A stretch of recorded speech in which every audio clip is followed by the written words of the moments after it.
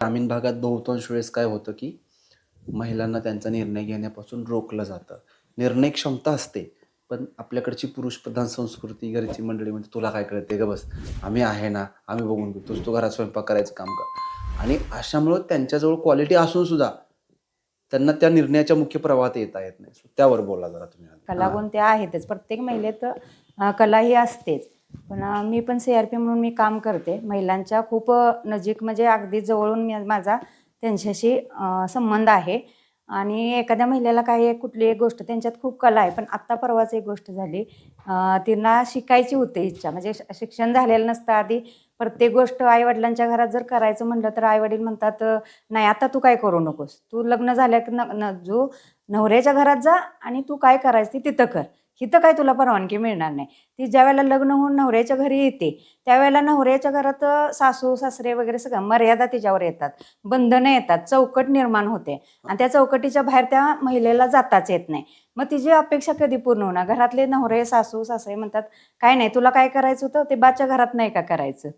तू इथं आल्यानंतर का तू अपेक्षा करायला लागलीस? तुझी काय अपेक्षा? तुला काय करायचंय ते लग्नाच्या आधी करायचं होतं. लग्न झाल्यावर तू का करतेस?" म्हणजे प्रत्येक मग त्या महिलेनं जगायचं कधी? तिची इच्छा कधी ती पूर्ण करायची? खूप इच्छा तिच्यात असते, टॅलेंट असते, तिचा निर्णय घेण्याची क्षमता सुद्धा तिच्यात असते. पण पुरुष म्हणते प्रत्येक गोष्ट काय तर करायचं असलं, "तुला काय कळतंय? तू काय करू नको. तुला काय कळत नाही. तू फक्त जेवणापुढं चूल आणि मूलच सांभाळ. ह्याच्या पलीकडे तुला काय येत नसते." म्हणजे हे प्रत्येक वेळी वारंवार त्या महिलेच्या मनावर ते लादलं गेलं असते. आणि त्यामुळे महिलांच्यात क्वालिटी असून सुद्धा ग्रामीण भागात पण बरेच महिलांच्यात क्वालिटी आहेत. त्या शिकलेत, सवरलेत, थोडंफार त्यांनी शिक्षण घेतलंय. काय अडाणी आहेत तरी सुद्धा त्या खूप हुशार आहेत. मोलमजुरी करतात त्या सुद्धा खूप हुशार असतात. निर्णय घेण्याची क्षमता त्यांच्या सुद्धा खूप असते. तरी पण घरातले पुरुष काय काय त्यांच्यावर ते निर्णय हेच करत नाही. अगदी धारापाणी त्यांनी, वैरण वगैरे सगळं त्यांनी करायचं. दुधाच्या पगारापासून सुद्धा त्यांनी म्हणजे ₹10 सुद्धा त्यांच्याकडं घेण्याची किंवा मागण्याची त्यांच्यात हे नसते. म्हणजे मागू शकत नाहीत त्या. "तुला काय करायचंय? तुला काय पाहिजे? आम्ही आणून देतोय ना." म्हणजे असे प्रत्येक उदाहरण होऊन काय काय महिलांचं हे सुद्धा म्हणजे धोक्यात आलेलं आहे. त्यांचं म्हणजे विवाह जीवन सुद्धा धोक्यात आलेलं आहे. म्हणजे इतके बंधन बंधन बंधन, तिला श्वास सुद्धा घ्यायला फुरसत नसते. प्रत्येक वेळेला तिला घरातूनच, "नाही नाही, तू काय करू नको. तुला सगळं आम्ही घरात आणून देतोय ना, मग तेच कर तू. बाकी काहीच करू नकोस तू." म्हणजे अशा महिलांना, कित्येक महिलांना म्हणजे रोजगार निर्णय घ्यायचा असतो, काय करायचं असतं, ती पण हुशार असते. पण प्रत्येक वेळेला तिला अडवलं जातं. प्रत्येक वेळेला तिला अडवून थांबवलं जातं, "तू काय मग करू अशा नको." महिलांना तुम्ही काय सल्ला द्याल किंवा त्यांना काय सल्ला द्याल किंवा त्यांच्या नवऱ्यांना काय सांगाल की जेणेकरून संसार पण चांगला होईल, दोघांचं मतही त्याच्यामध्ये घेता येईल आणि प्रतिष्ठाही जपता येईल? कारण पुरुषांनी पण महिलांना, सगळ्याच महिला काय हे नसतात. सगळेच महिला अगदी चौकटीत राहून काम करणाऱ्या असतात. सगळी संस्कृती जपणारे असतात. पण पुरुषांनी पण त्या महिलेला जरा समजून घेतलं पाहिजे. तिचा निर्णय आहे, निदान ती ऐकून तरी त्यांनी घेतलं पाहिजे, की "बाबांनो, तुझं काय मत आहे?" म्हणजे तिला विचारलं पाहिजे, की "तुझं मत काय आहे? तू याच्यावर काय निर्णय देणार आहेस का?" म्हणजे ती पण एक घरातले कुटुंब आहे. ज्यावेळेला लग्न होऊन ती सासरी येते, त्यावेळेला हे कुटुंब, हे घर, हे सगळं ती स्वतःचं मांडलेलं असते तिनं. म्हणजे सगळं जीव तोडून ती करत असते. मग तिला प्रत्येक वेळेला निर्णय घेताना तुम्ही म्हणजे हे करता. पण तिला निर्णय घेता विचारलं पाहिजे. तू निर्णय, तिचा जर मन एकच गोष्ट जर तिला विचारली तर ती आनंदानं म्हणजे भरून जातं तिचं मन, की बाबांनो, मला एक गोष्ट विचारली आणि एक निर्णय माझा घेतला आणि एक निर्णय त्यांना पटला आणि त्यांनी स्वीकार केला. हे त्या पुरुषांनी पण हे केलं पाहिजे. आणि महिला काय मग एखादा हे करतात किंवा एखादं म्हणतात, की "चला, आपला निर्णय नाही ना घेत कोण, राहून दे तिकडं." मन मारून त्या जगणं. जगत असतात. हं. मग त्यांच्या पण मनाचा विचार केला पाहिजे पुरुषांनी. आणि थोडंफार एक मत थोडं त्यांचं घेतलं तर काय हरकत येत नाही. आणि आनंद जीवन जगायला किती वेळ लागतोय. एकमेकाची मत, एकमेकाचं मन जर जाणून घेतलं तर वाद किंवा काय असं होणारच नाही या जीवनात. आणि आता ते म्हणजे महिलांना निर्णय घेताना किंवा हे करताना घुसमटतो. ते घुसमटपणा तिला होणार नाही. तिला मोकळेपणा वाटेल, आपलं काहीतरी तिला वाटेल आणि ती हुरपीनं काम करायला चालू करेल किंवा असं. म्हणून पुरुषांनी पण तिचं मत जाणून घेतलं पाहिजे किंवा तिचं मन जपलं पाहिजे थोड्या काय. आता बघा, तुम्ही पण खूप साऱ्या महिलांसोबत काम करता. अ, ज्या अज्ञान, कौटुंबिक पार्श्वभूमी तशी नसते. सगळ्या गोष्टीतून पुढे येणाऱ्या बहुतांश महिलांसोबत तुम्ही काम करत असता. तुम्ही अशी उदाहरणं सांगा, की बाबा ही महिला एकेकाळी हिला काहीच जमत नव्हतं आणि आता ही खूप चांगली बोलायला लागली किंवा बाबा 2 पैसे कमवते. असं एखादं उदाहरण सांगा.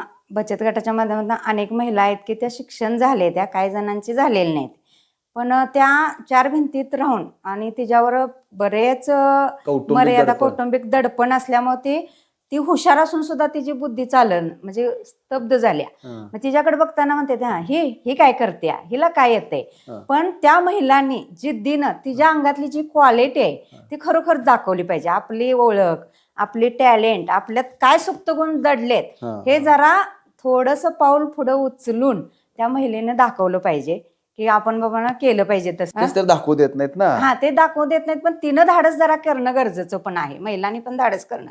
आता बचत गटाच्या माध्यमातून त्यांना खूप संधी मिळालेत, त्यांना व्यासपीठ मिळालेत बोलायचं, ट्रेनिंगच्या माध्यमातून.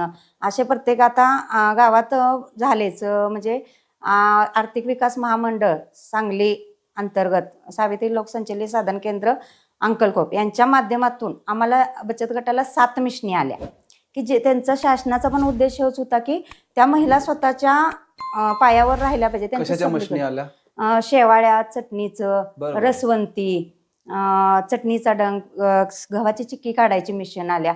अशा 7 मिशनी, वेपर्स वगैरे अशा हळद दळायची, अशा 7 मिशनी दिलेत त्यांना पण शासनाने. आता ह्या ज्या मशनी आल्या याच्यातून उदरनिर्वाह होतो का? हो, चालू झालाय. मग ते सांगते, ज्या महिला आता मजुरी करत होत्या म्हणजे त्यांना काहीच येत नव्हतं नॉलेज, व्यवसाय म्हणजे हे काहीच माहीत नव्हतं, पण त्यांना मी अशा 7 गटातल्या 7 महिला मी एकत्र केल्या आणि त्यांना मी मार्गदर्शन, बचत गटाच्या माध्यमातून मार्गदर्शन झालं आणि त्यांना म्हणजे काहीच येत नव्हतं. त्या आता सुरुवात झाल्या आणि ह्या वर्षी त्यांनी जवळजवळ 1 लाखाचा टर्नओव्हर केला उन्हाळी पदार्थाचा. रसवंती चालवा येत नव्हती, जरा धाडस होत नव्हतं, तिला नावं ठेवलं जात होतं. आता तू रस्त्यावर उभारून रसवंती चालवणार काय, म्हणजे इतकं तिला शेजारी पाजारी सगळ्यांना, ह्या 7 महिलांना सगळी नावं ठेवत होती. आता म्हणजे मला पण म्हणत होते आता हे म्हणजे मी एक करून दाखवलं, मी पण शून्यातनंच निर्माण झाल्या, असंच घरातून नव्हतं, पण मी एक पाऊल पुढं उचलला आणि विरोधात जाऊन मी ते केलं. आता माझ्या घरातल्यांचं, कुटुंबाचं मला सपोर्ट आहे.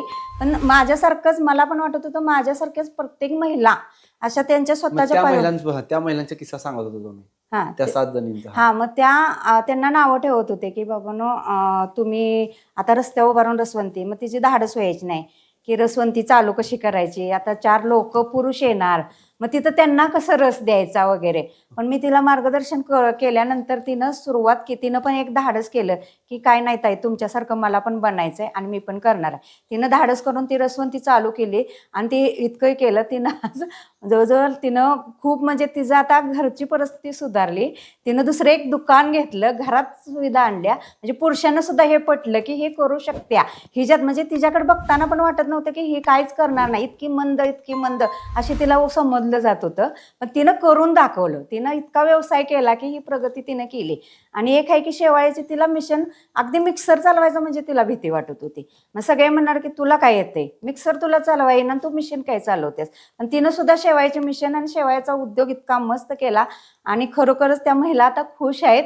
आणि त्यांच्याकडे बघून इतर महिलांनी पण ते म्हणजे त्यांची नावं वगैरे किंवा त्या सांगू शकाल तुम्ही? हो, शुभांगी प्रकाश तिटवे ही रसवंती चालवत्या, सुप्रिया शंकर तिटवे ही हे चालवत्या शेवाळ्याची मिशन, निर्मला हनुमंत तिटवे ह्या हळद पावडर आणि गिरण चालवतात आणि जयश्री जयदेव तिटवे ह्या वेपर्सच्या मशिनरी चालवतात आणि पुष्पा अविनाश नांगरे ह्या चटणीचा डंग चालवतात. म्हणजे ह्यांच्या पण घरात खूप म्हणजे सगळं व्यवस्थित होतं. तू म्हणजे कमी कशाचीच नाही, तुला काय कमी आहे, पण त्यांच्यातलं टॅलेंट त्या कुठंतरी त्यांनी एक पाऊल पुढं उचलून ह्याच्यात त्यांनी धाडस केलं आणि त्यांचं आयुष्य आता एकदम छान आणि दुसऱ्या पण महिला त्यांचा आदर्श घ्यायला लागलेत. ह्या करू शकतात, मग आपण का नाही करू शकतो. म्हणजे आता तुम्ही पण यांना सहकार्य केलं किंवा 4 गोष्टी सांगणं हे पण खूप महत्वाचं असतं. काय होतं, नेता ज्याला आपण म्हणतो ना, आपलं नेतृत्व करणारा माणूस पण जरा समजदारीने सगळ्यांना जर सांगणार असेल किंवा काय फक्त माझंच पोट भरलं पाहिजे, बाकीच्यांचं काय घेणं देणं असं न करता सर्वसमावेशकता ज्याला आपण म्हणतो की बाबांनो, फक्त बोलण्यात विकास नाही पाहिजे, तर आपल्या कर्तृत्वात पण पाहिजे. म्हणजे तसं तुम्ही पण सांगताय, तुमचं पण कौतुक आहे. दुसरा एक मुद्दा आहे ना की आपल्याकडे खूप साऱ्या महिलांची लवकर लग्न होतात. लवकर लग्न झाल्यामुळे त्यांच्याकडं आपल्याकडे काय सुप्त गुण आहेत, आपल्याकडे काय कौशल्य आहे याची समज न येण्या अगोदरच बाकीची आपल्यावर त्या जबाबदाऱ्यांचं हे होतं, ओझं पडतं आणि त्याच्यामुळे मग ते राहून जातं सगळं. खूप साऱ्या गोष्टी जगाच्या राहून जातात.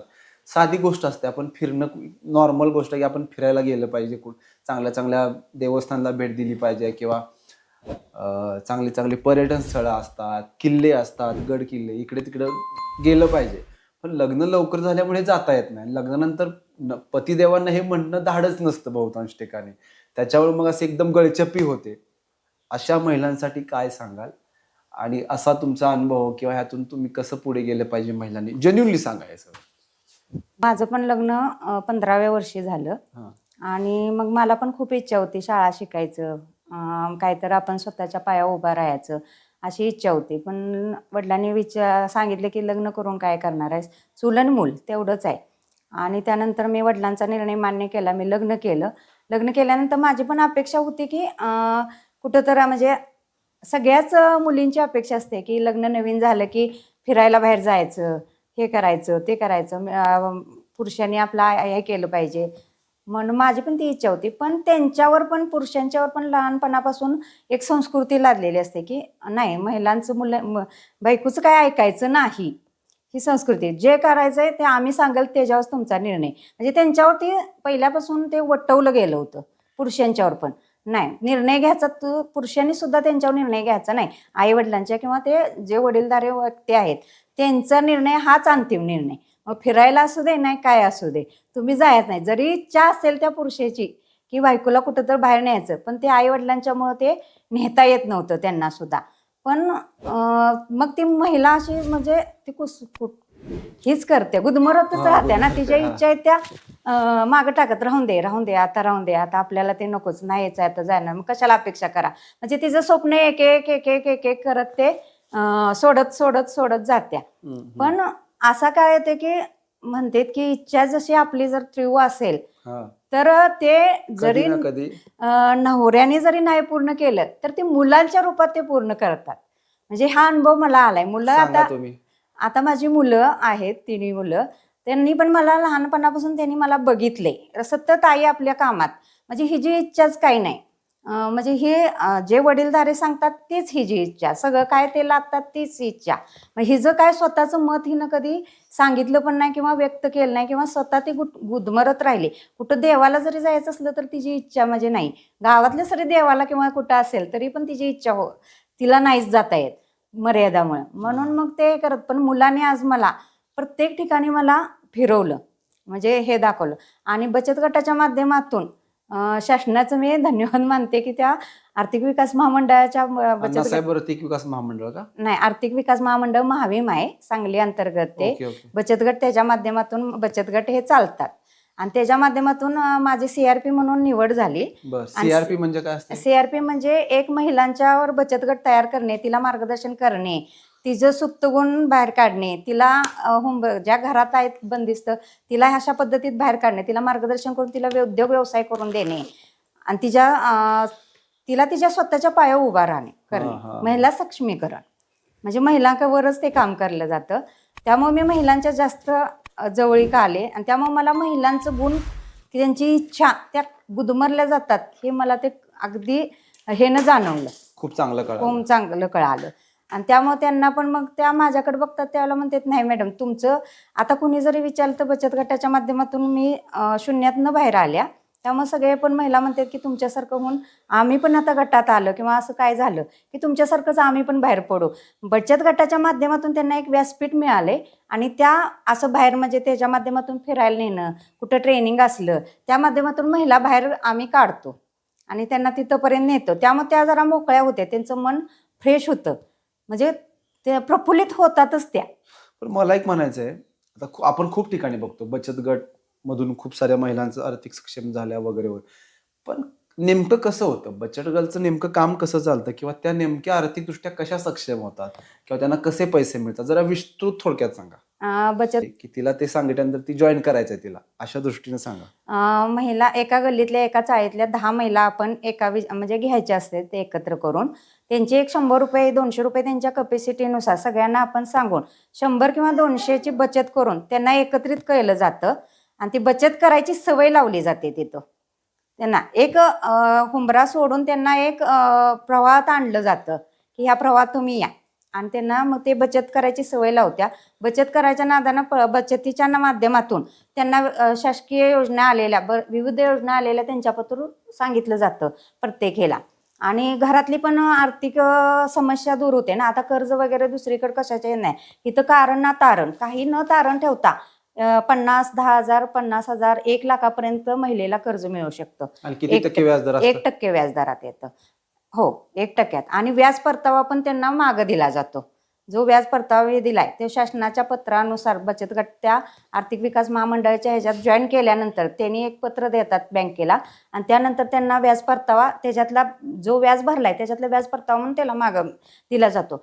हे एक चांगलं झालं. त्यामुळे घरातले पुरुषांच्या आर्थिक ह्या खर्च किंवा आर्थिक पैसे ते उपलब्ध व्हायला लागलं आणि बरेच खर्चाची कामं त्यांची व्हायला लागल्यामुळे महिलांना त्यांनी परवानगी द्यायला सुरुवात केली की बचत गटात तुम्ही जॉईन व्हा, बचत गटात तुम्ही जावा. त्यानंतर ते विविध योजना आल्यानंतर विविध योजनेचा त्या लाभ घेतल्यानंतर एखाद्या महिलेला लाभ झालेलाच आहे. मशिनरी असू दे, PM-FM, आता कृषीच्या माध्यमातून PM-FM मधनं 35% अनुदानावर त्यांना मशिनरी दिल्या जातात. त्या मशिनरीचं सगळं पैसे जिथं मिशन घेणार आहे त्या दुकानातच दिलं जातं, महिलांच्या हातात दिलं जात नाही. त्यामुळे ते महिलांना एक रोजगाराची संधी उपलब्ध होऊन ती स्वतःच्या पायावर उभा राहायला लागल्या आणि ती सक्षम व्हायला लागल्या. आणि त्या माध्यमातून जरा महिला बाहेर पडायला लागलेत आणि फिराय पण लागलेत बाहेर असं. त्यामुळे घरातले पण पुरुष त्यांना सपोर्ट द्यायला लागले, म्हणजे जावा, म्हणजे त्यांच्या गरजा भागायला लागलेत, पैसे मिळायला लागलेत. त्यामुळे त्यांनी नावं घालायला सुरू केलं आणि ही एक पाया आहे. त्या माध्यमातून महिला आता सुरायला लागले. पण समजा आता एखादी महिला, तिला त्यांच्या गावात बचत गट जॉईन करायचा आहे, तर त्यांना काय सांगाल तुम्ही? अवश्य बचत गटात. त्यामुळे प्रत्येक महिलाने आता जर तिची इच्छा, तिचं टॅलेंट, तिचं सुप्त गुण जर आपल्याला एक व्यासपीठ मिळणार आहे. आपल्याला बचत गट हे माध्यम आहे, व्यासपीठ. शासन पण तेच काम करायला लागले की महिलांना ह्याच्यातनं बाहेर काढून सक्षम करायचं चाललंय. तिला तिच्या पायावर उभं राहायचं आहे. त्यामुळे ते बचत गट हा उत्तम पर्याय आहे की त्यांनी बचत गटात येऊन आपल्या कलागुणांना असू दे, कुठल्या सुप्त गुणांना असू दे, सगळ्यांना व्यासपीठ मिळते. पण बचत गटासाठी काही डॉक्युमेंट वगैरे असं काय लागतं? Document Aadhaar card, bank passbook, 2 photo, ration card, PAN card, एवढंच लागतं. आता तुम्ही पण बचत गटाच्या माध्यमातून बरंच काय करताय. लोणचं करताय, बिस्किट करताय, पापड करताय, बरंच काय काय काय काय करताय ना. जरा सांगा हे कसं काय वगैरे, तुम्ही कसं सुरुवात केली किंवा किती रुपये मिळतात या सगळ्यामधून? मी 2004ला मी बचत गटात आले. ज्यावेळेला ही संकल्पना 2004ला आली, त्या अंगणवाडीत मी माझ्या मुलाला सोडायला गेलते. त्यावेळेला पाटील मॅडमनी सांगितले की असं असं बचत गट आहे. आणि त्यावेळेला म्हणजे ग्रामीण भागात बचत गट काय आहे हे काय हे माहीतच नव्हतं. त्या सांगितल्यामुळे मी 10 महिला गोळा केल्या, एकत्र केलं आणि 20 रुपयाची बचत आम्ही सुरुवात केली. पण त्यावेळेला आम्हाला 50 रुपयाची सुरुवात केली बचत भरायला. आणि त्यावेळेला महिला पण तयार झाल्या, उत्सुक वाटायला काहीतरी नवीन आहे आणि आपण ह्या निमित्तानं बाहेर तर पडू शकतोय, अशा ह्यानं आनंदानं त्या बचत सुरुवात केली. आणि तिच्या नावावर जर खातं पण काढलं जात नाही किंवा काहीच नाही, तिच्या नावावर काहीच नसतं, पण त्या बचत गटाच्या माध्यमातून तिचं वैयक्तिक अकाउंट निघतंय, हे सुद्धा महिलांना खूप आनंदात, म्हणजे त्यावेळेला त्या अगदी डोळ्यात त्यांच्या अश्रू आलं होतं त्यावेळेला. म्हणजे स्वतःचं काहीच नाही आणि आपल्या ह्या बचत गटाच्या नादानं स्वतःचा अकाउंट तर आपण काढू शकतोय, हे खूप मोठी गोष्ट. ते आनंद खूपच त्यांचा वेगळा होता. अशा मी 10 महिला एकत्र केल्या 2004ला आणि 50 रुपयाची बचत चालू केली. त्यावेळेला गावातून आम्हाला विरोध झाला की ह्या महिला बघा आता 50 रुपये गोळा करून ह्या बचत करणार, ह्या कर्ज वाटणार आणि ह्या काही ह्यांची प्रगती करणार. ही 2 महिला घरात एकत्र राहू शकत नाहीत आणि ह्या 10 महिला एकत्र, ह्यांचं विचार एक कसं येणार, असे नावं ठेवायला लागले आणि ह्या काय कर्ज देणार असं. मग आम्ही जिद्दीनं 10 महिलांनी खूप आम्ही बचत गट चालवला आणि जे लोक नावं ठेवत होते तेच परत आमच्याकडे 50-50 हजारानं कर्ज मागायला लागलं. कारण तारण नाही, कारण नाही. बँकेत गेला, तुम्ही सोसायटीत गेला की तुमचं तारण ठेवावं लागतं, घर ठेवायला लागतंय, दागिने किंवा काय पण तुम्हाला ठेवायला लागतं. पण बचत गट असा माध्यम आहे की तुम्हाला तारण कारण काही नाही. 10 जणींचा विचार आला, ठराव झाला, चेक आला, पास झाला, पैसे हातात आलं, म्हणजे इतकी सुविधा त्याच्यात छान आहे. त्यामुळे महिलांना एक चांगलं वाटायला लागलं की पैशाकडनं एक व्यवसाय तिनं करायचा म्हणलं तर या बचत गट आपल्याला माध्यम आहे, आपल्याला घरी मागायची काही गरज नाही. मग मी 2017-18ला मी मुलं हे झाली आणि 2017ला मला काहीतरी करायचं होतं. कोणतेही कार्य अडथळ्याशिवाय पार होत नाही आणि स्वामी विवेकानंदांचं वाक्य माझ्या वाचनात आलं आणि स्वतःचं काय तर ओळख निर्माण करायची ही मनात इच्छा होती. आणि त्यामुळं मी 2017ला बचत गटाच्या माध्यमातून एका सरांना म्हणलं की आम्हाला काहीतरी असा ट्रेनिंग द्या की ज्या करून ट्रेनिंग घेतल्यानंतर म्हणजे आम्हाला काहीच माहीत नाही, आम्ही घरात 4 भिंतीत राहिलेलो, जनावरं आणि धारा वगैरे हेच करण्यात आमचं आयुष्य गेले. व्यवसाय म्हणजे काय हे आम्हाला काहीच माहीत नाही, आम्हाला एक ट्रेनिंग द्या. मग सरांनी त्यावेळेला RCT, माझी ओळख RCTतून झाली. RCT म्हणजे काय? RCT म्हणजे बिओ स्टार बँक ऑफ इंडियाची एक संस्था आहे जी महिलांना मोफत चहा, नाश्ता, जेवण सगळं देऊन ते प्रशिक्षण देतात. उलट आणि वर शासकीय सर्टिफिकेट पण देतात.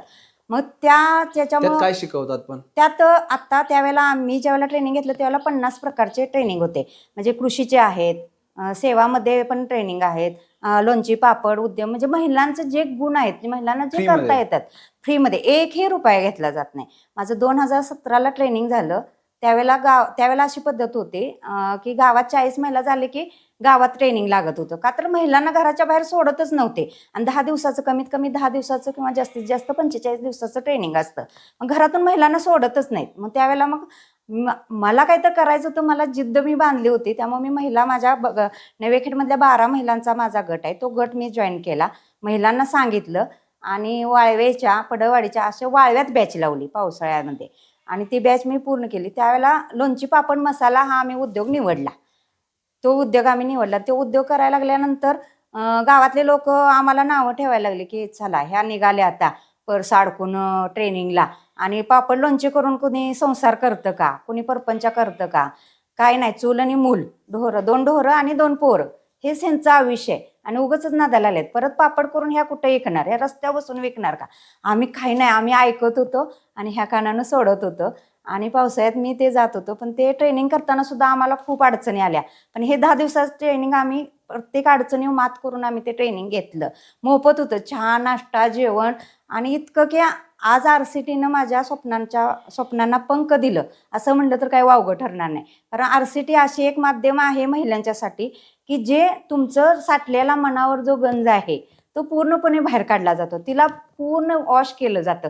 पूर्ण म्हणजे ट्रेनिंग म्हणजे इतकं छान ट्रेनिंग आहे ना, ती ट्रेनिंग घेतलं की ती प्रत्येक महिला की तिच्या मनात जिद्द निर्माण होते. तिच्या कलागुणांना जो वाव दिला जातो ना, तो तिथं बरोबर तो शोधला गेला. ती हिच्या अंगात काय कला आहे, ही काय करू शकत्या, असं सुद्धा करून. आणि माझं पण तेच झालं.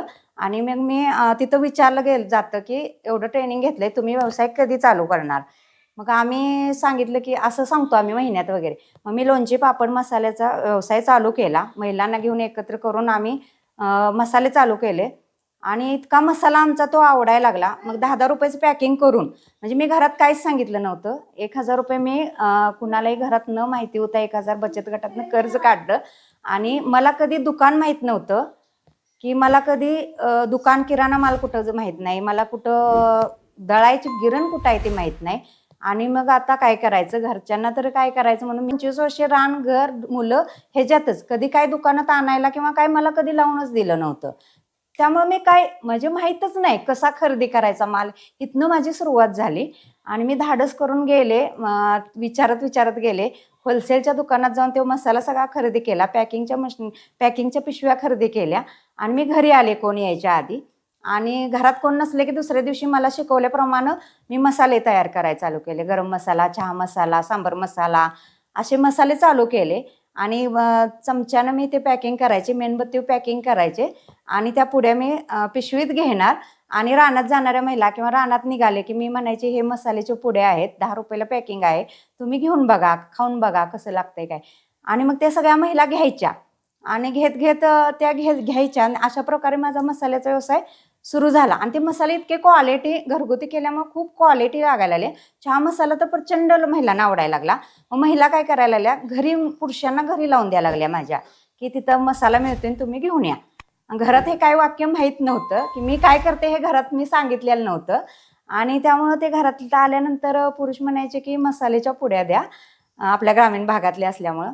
आणि मग मिस्टर म्हणले पुड्या कसल्या पुड्या, काय मागायला आलेत, काय कळना झाले आम्हाला, नक्की तू काय करायला लागल्यास.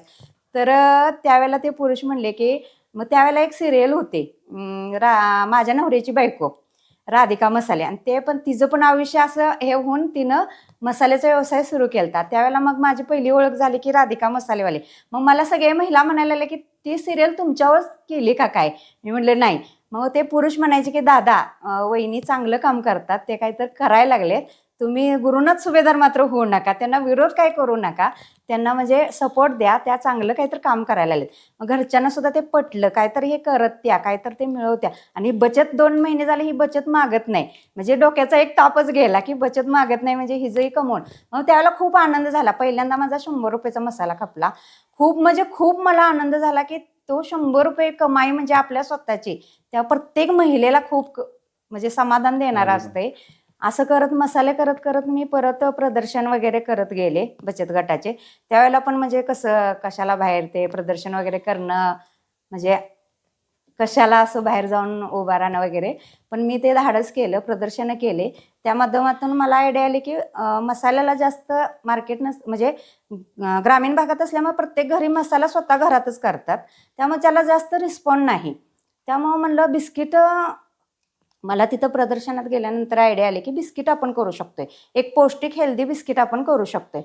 ते आल्यानंतर आता तो निर्णय मी घेतला आणि घरात येऊन सांगितलं की मला असं असं बिस्किटाचे मशीन घ्यायचे आहे आणि मला बिस्किटं तयार करायचे आहेत. मग घरातनं आले की ते कधी करणार, म्हणजे कधी होणार, एवढं सगळं काम, जनावरं सगळं, आणि ते बिस्किटं तुला होईल का, परत ते केलं तर खपणार कुठं, म्हणजे हा प्रश्नच आहे की एवढं हे केल्यानंतर परत आर्थिक भांडवल कुठनं निर्मित करणार.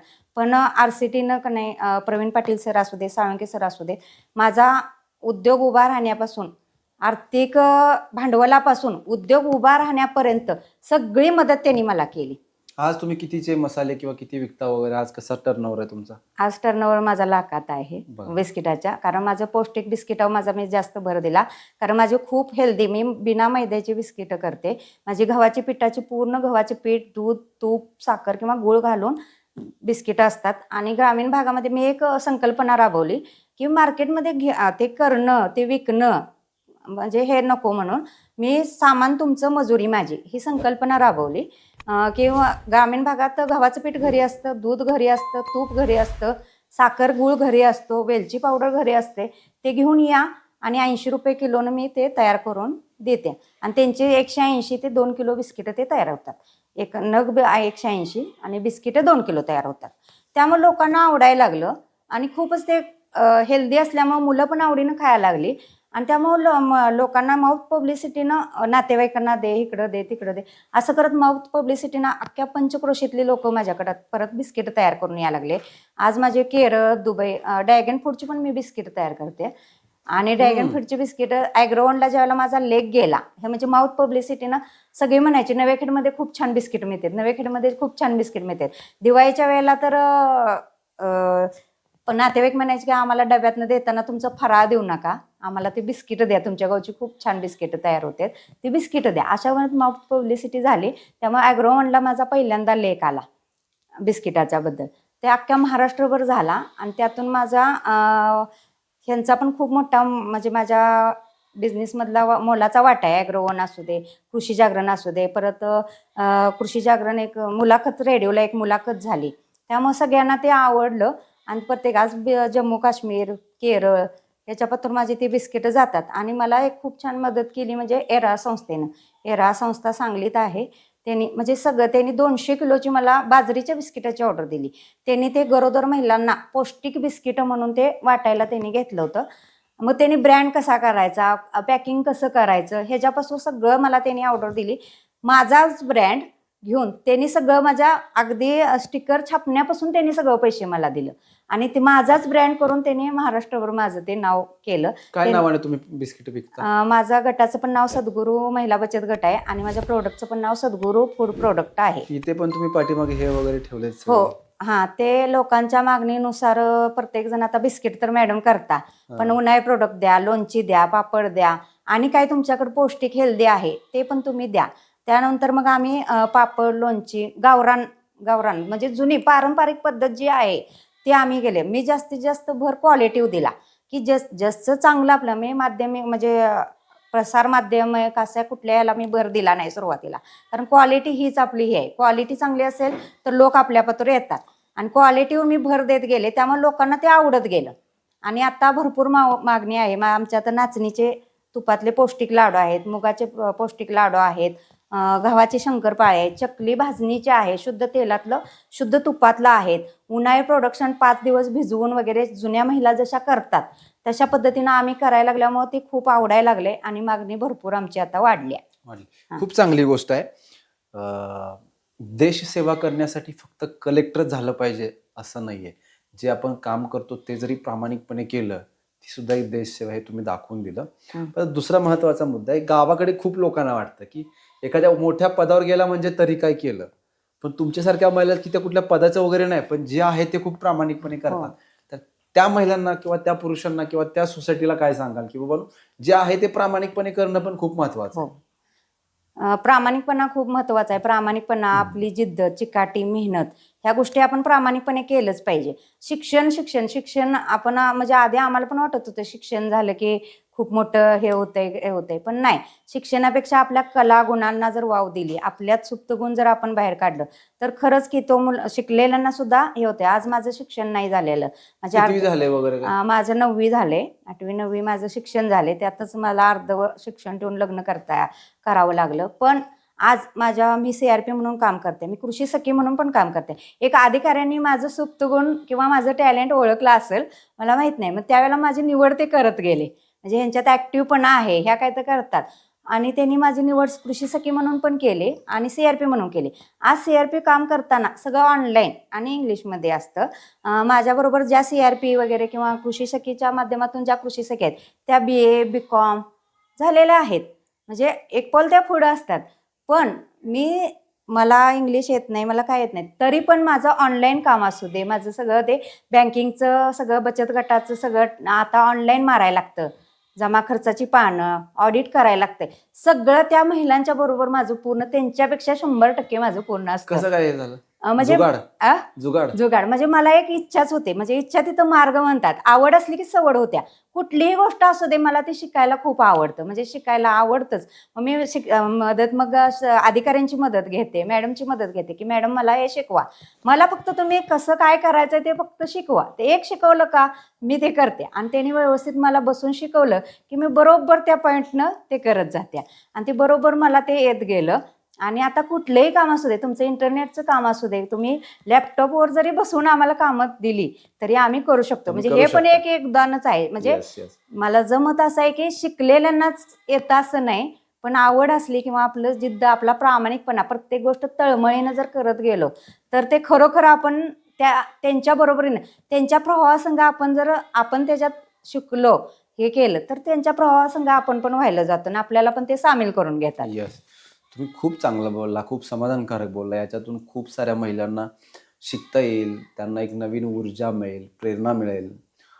तुम्ही आम्हाला वेळ दिला, भरभरून या सगळ्यावरती बोलला, त्याबद्दल तुमचा मनःपूर्वक धन्यवाद. अशाच महत्त्वपूर्ण माहिती आणि ज्ञानासाठी दहावेला सबस्क्राईब करा. सोबतच फेसबुक आणि इंस्टाग्रामला सुद्धा भेट द्या. तुर्तास मनःपूर्वक धन्यवाद. तुमचे विशेष आभार. धन्यवाद सर.